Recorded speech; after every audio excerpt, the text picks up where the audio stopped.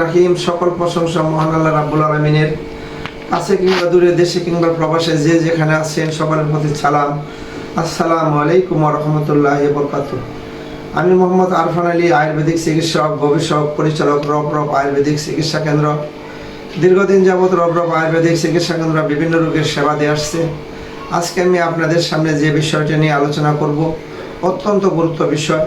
যারা আমার এই ভিডিওটা সুন্দরভাবে দেখবেন, বুঝবেন, এই বিষয় সম্পর্কে বিস্তারিত জানতে পারবেন।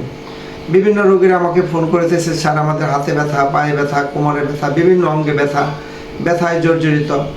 আমরা যখন ব্যথার ওষুধ খাই ভালো থাকি, ব্যথার ওষুধ খাওয়া বন্ধ করলে আবার আগের মতো হয়ে যায়। আমাদের শরীরের মধ্যে বিভিন্ন রকম টক্সিন জমা হয়। এই টক্সিনগুলো যখন পরিষ্কার হয়ে যাবে, শরীরের ব্যথা একেবারে ভালো হয়ে যাবে।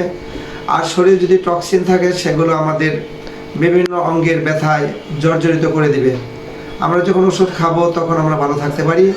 এই জন্য আমাদের শরীরকে টক্সিন মুক্ত করতে হলে, রক্তকে পরিষ্কার করতে হলে যে সিস্টেম আমাদের অবলম্বন করা দরকার, আমরা সেই মেডিসিনগুলোই আগে তৈরি করব। রোগীর শরীরের রক্ত পরিষ্কার হয়ে যাবে। 3 থেকে 4 মাসের মধ্যে রক্ত যখন পরিষ্কার হয়ে যাবে, শরীর টক্সিন মুক্ত হয়ে যাবে, তখন তার শরীরে কোনো ব্যথা থাকবে না।